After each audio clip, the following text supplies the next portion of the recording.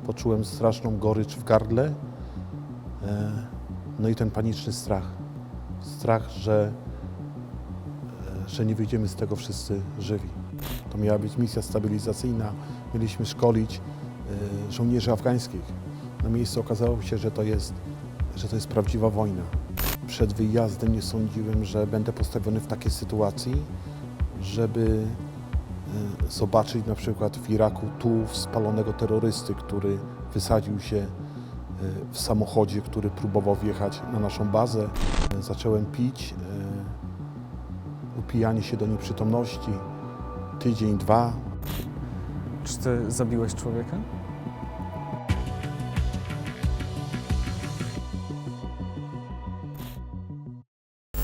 W sierpniu 2007 roku w Afganistanie zginął pierwszy polski żołnierz, twój kolega, a ty byłeś niedaleko, obok. Jak to się stało? Podczas tego patrolu, gdzie wpadliśmy w zasadzkę, ja jechałem około 50 metrów za samochodem Łukasza Kurowskiego, który wtedy zginął. Strzelano do nas z broni ręcznej, z granatników i wtedy zdarzyło się właśnie to nieszczęście, że Łukasz zginął. Łukasz został ranny, po kilkunastu minutach zmarł w amerykańskiej bazie. Mówisz, że wpadliście w zasadzkę. Jak to wyglądało? To była perfekcyjnie przygotowana zasadzka przez talibów, takich możemy nazywać. Gdy jechaliśmy, zaczął się ostrzał. Afgańscy żołnierze zaczęli wychodzić z samochodów, wtedy zaczął się silny ostrzał i jedna z rakiet trafiła w samochód, w którym jechał Łukasz. No i nieszczęśliwie trafiła go w nogę i zginął. To mógł być twój samochód. Mógł być mój. To było dużo szczęścia, że nie byłem wtedy ja w tym miejscu, gdzie stał samochód Łukasza. Pewien zbieg okoliczności spowodował, że ja stanąłem za samochodem Łukasza w kolumnie, ponieważ dzień wcześniej nie zatankowałem swojego samochodu. Podczas ogłoszenia tego alarmu QRF poprosiłem swojego dowódcę, czy możemy podjechać jeszcze zatankować samochód. On wyraził zgodę. W tym czasie mija mnie samochód, w którym jechał Łukasz i to oni stanęli jako pierwsi w kolumnie. Także gdyby nie te tankowanie, to może ja bym stał wtedy w tym miejscu. Co człowiek myśli w takiej sytuacji? Co człowiek czuje, kiedy ktoś do niego strzela? Wtedy przez myśl przebiega całe twoje życie. W tych kilku sekundach przebiega życie. Człowiek myśli o najbliższych, myśli o rodzinie, myśli o żonie. I wtedy strasznie się bałem. Strasznie się bałem, trzymałem kierownicę i mówiłem pod twoją obronę. Po pewnym czasie zauważyłem, że chyba nie przełykałem śliny, że poczułem straszną gorycz w gardle. No i ten paniczny strach. Strach, że nie wyjdziemy z tego wszyscy żywi. Po tej akcji usłyszeliście, że możecie wracać do Polski. Ty jako jeden z niewielu zdecydowałeś, że zostajesz. Nie miałeś dosyć? Może nie usłyszeliśmy, że możemy, tylko padł rozkaz, że wszyscy wracamy do kraju. Ja w ciągu kilku minut podjąłem decyzję, że chciałbym zostać. Że jeszcze nie teraz, że jeszcze dam radę, że ta misja jeszcze jakby nie skończyła się dla mnie. Że chciałbym jeszcze pozostać na miejscu. Często to powtarzam, że nie była to kwestia zemsty za to, że zginął Łukasz, tylko po prostu w środku czułem, że jeszcze dam radę, że jeszcze chwila i jeszcze będzie dobrze. To była dobra decyzja, czy później żałowałeś? Zacząłem żałować już na drugi dzień, gdy moi koledzy wsiadali do helikopterów, zlatywali do kraju. Teraz już po tych 11 latach mogę szczerze się przyznać, że to była zła decyzja, że mogłem wtedy zlecieć do kraju. Zła, ponieważ? Zła, ponieważ od wtedy zaczęły się komplikacje moje takie zdrowotne, życiowe. Zaczęły się koszmary, zaczęły się nieprzespane noce i wtedy tak naprawdę ten strach był taki inny niż zawsze. Takiego strachu nigdy wcześniej nie zaznałem. i chyba już nie chcę, żebym zaznał takiego strachu. Nawet taki strach był trochę paniczny. Zacząłem bać się wszystkiego. Zacząłem się bać samochodów, jak wyjeżdżaliśmy później na patrol w Afganistanie. Samochodów, które przejeżdżały nawet kilkadziesiąt metrów od nas. Wyobrażałem sobie, że w każdym samochodzie jest samobójca, który zaraz podjedzie i nas zaatakuje. Spałeś niespokojnie? Co ci się śniło? Wtedy nie spałem. Nie spałeś? Wtedy nie spałem. Były to tylko takie krótkie drzemki.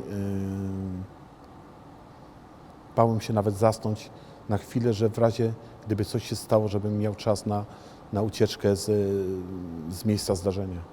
Ta sytuacja, w której strzelali do was talibowie, to była wyjątkowa sytuacja. Jak natomiast wygląda codzienność na wojnie? Jak wyglądał przeciętny dzień?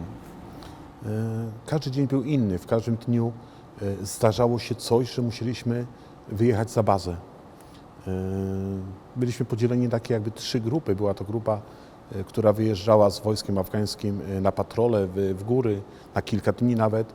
Później druga grupa była to taka grupa QRF, czyli w gotowości bojowej, a trzecia grupa niby miała odpoczywać, ale nigdy nie było czasu na ten odpoczynek, ponieważ zawsze pomagaliśmy tej grupie QRF-u, która na każdy alarm, czyli nawet gdy był jakiś atak na posterunek afgański, czy sygnał, że jest podkładana jakaś bomba, jakiś wykop na drodze, wyjeżdżaliśmy poza bazę. Także codziennie, prawie codziennie wyjeżdżaliśmy poza bazę, żeby sprawdzać teren, czy nawet pomagać afgańskim żołnierzom. Jak długo musiałeś jeszcze zostać na miejscu po tym ostrzale? Jaki to był czas? Zostałem niecały miesiąc. Łukasz zginął 14 sierpnia, ja do kraju zleciałem 11 września, czyli niecały miesiąc jeszcze pozostałem w Afganistanie. Domyślam się, że to był jeden z najcięższych miesięcy w twoim życiu. Najcięższy i najtrudniejszy. Może też wstyd trochę było mi się przyznać tam na miejscu, że żałuję tej decyzji, że nie zleciałem do kraju z chłopakami, którzy byli w tym tragicznym patrolu. Gdy teraz rozmawiam z moimi kolegami, oni twierdzą, że nie dałem po sobie tego poznać, że tego nie było widać, że jakoś się trzymałem, ale w środku czułem, żeby jak najszybciej zlecieć do kraju. Czym ty fizycznie tam się zajmowałeś? Czy prowadziłeś auto, byłeś mechanikiem? Ja byłem kierowcą Hammera. Do moich obowiązków było zadbanie o sprzęt, o samochód. Tak jak mówiłem, zatankowanie tego samochodu i jako kierowca wyjazdy poza bazę. Czy ty miałeś przy sobie broń? Tak, każdy żołnierz na misji ma broń i krótką, czyli pistolet i karabin. Były sytuacje, w których musiałeś po nią sięgnąć? Tak. Nigdy nie otwieraliśmy ognia jako pierwsi. Zawsze mogliśmy tylko odpowiedzieć na atak przeciwnika, ale użyłem tej broni. Jakie to były sytuacje?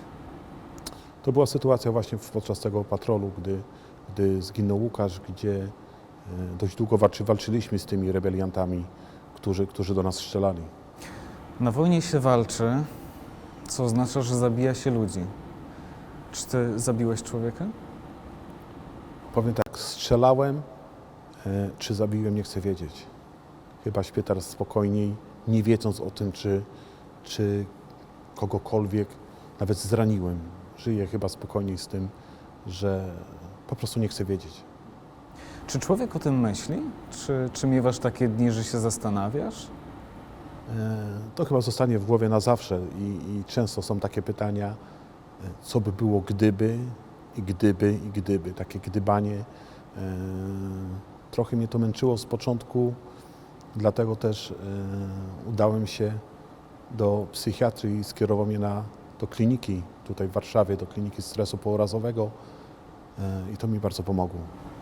No właśnie, wróciłeś do Polski w jednym kawałku, ale byłeś poharatany psychicznie. Jak funkcjonowałeś? Jak wyglądał powrót do rzeczywistości? No i mój powrót trwał dość długo, przeszło rok, półtora. Początki były bardzo ciężkie.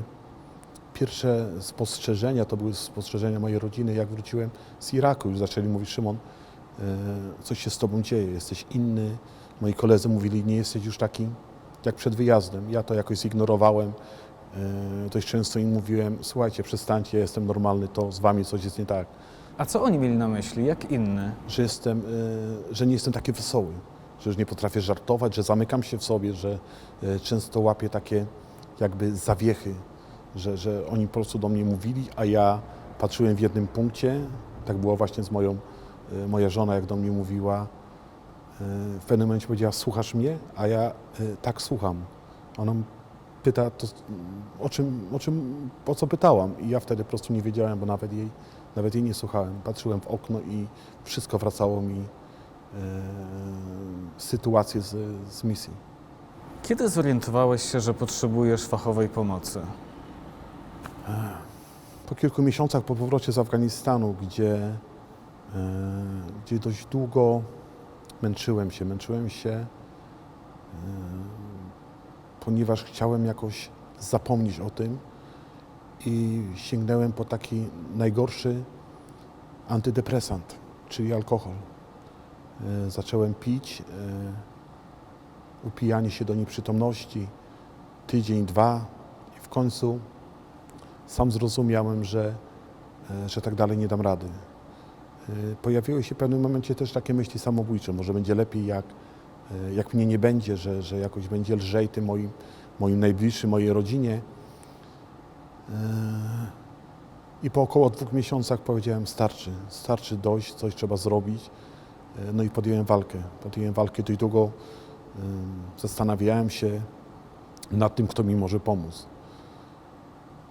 Udałem się do psychiatry, do lekarza psychiatry, który skierował mnie, który w początku próbował mnie leczyć jakby sam, następnie skierował mnie do kliniki psychiatrii stresu pourazowego tutaj na Szaserów. Mówisz o tym, że często myśli powracały. Myślałeś o tym, co było w Afganistanie.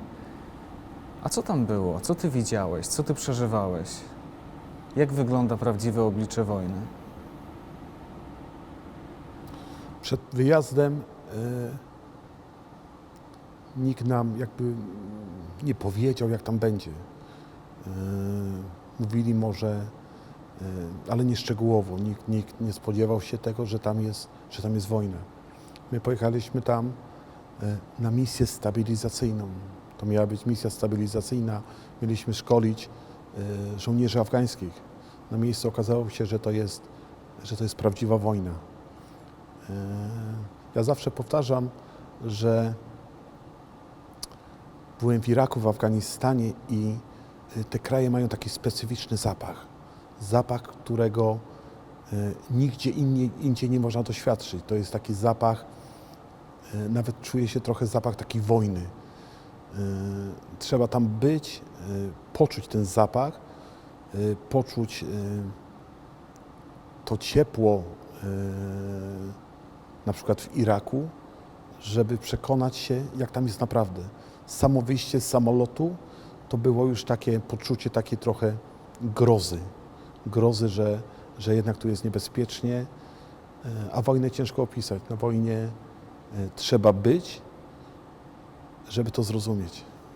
Ludzka śmierć staje się codziennością? To jest ciężkie pytanie. Ja nigdy przed wyjazdem nie sądziłem, że będę postawiony w takiej sytuacji, żeby zobaczyć na przykład w Iraku tułów spalonego terrorysty, który wysadził się w samochodzie, który próbował wjechać na naszą bazę. Tułów tego terrorysty leżał przed naszym oknem. Swąd tego spalonego ciała na długo pozostawał w naszym nosie, jakbym to nazwał, że dość długo to zaczęło się, odczuwaliśmy to i następnie później śmierć Łukasza.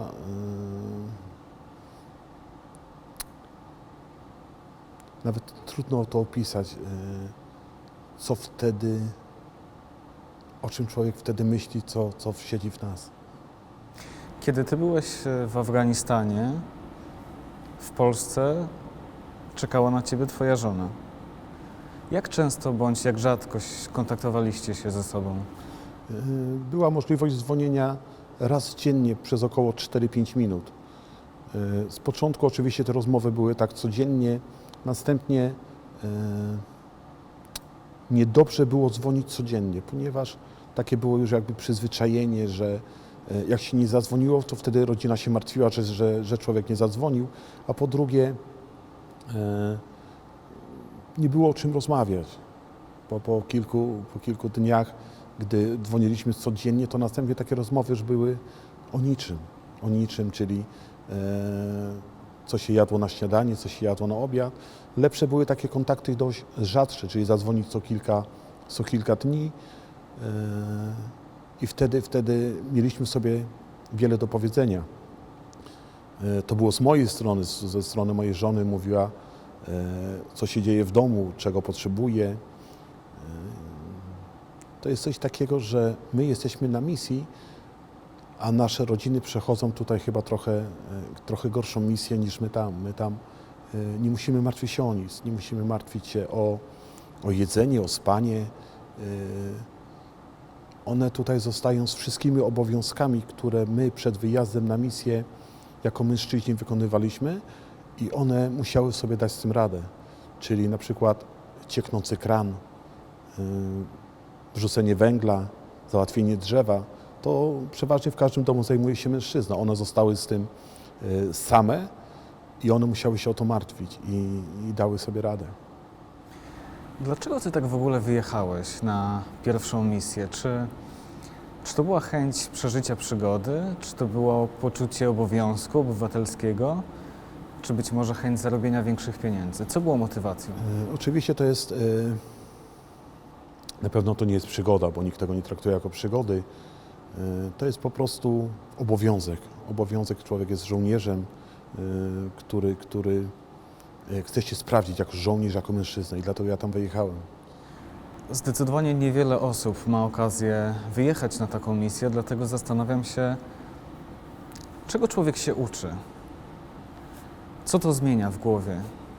Tak jak mówisz, to jest takie doświadczenie, którego na pewno nie zdobylibyśmy tutaj w Polsce. Na żadnym poligonie, na żadnym ćwiczeniu nie jesteśmy w stanie nauczyć się tego, czego nauczyliśmy się na misjach.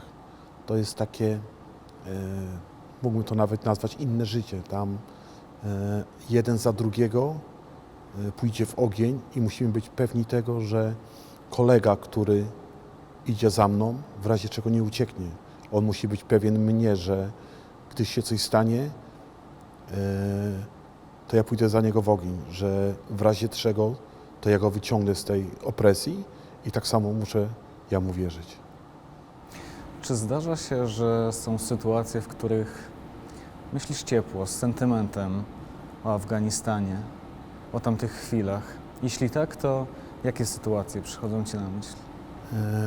Na pewno w pamięci zostały mi dzieci, które stoją przy tych drogach, podniesione kciuki, które krzyczą do nas Bolanda OK, bo tak na nas wołali, Mr. Water. Każdy taki kontakt z tymi dziećmi, takie podarowanie im butelki wody, puszki Coca-Coli było czymś fajnym. Także te dzieci kolorowo ubrane przy drogach dość długo zostaną w mojej pamięci. Czy ty żałujesz, że wyjechałeś, że się skusiłeś? Nie, nigdy nie żałowałem tego. A czy dziś pojechałbyś raz jeszcze? Nie. Jednak nie. Już nie. Czym się dzisiaj zajmujesz? Poza tym, że pracuję na stacji benzynowej, jestem również wolontariuszem Centrum Weterana.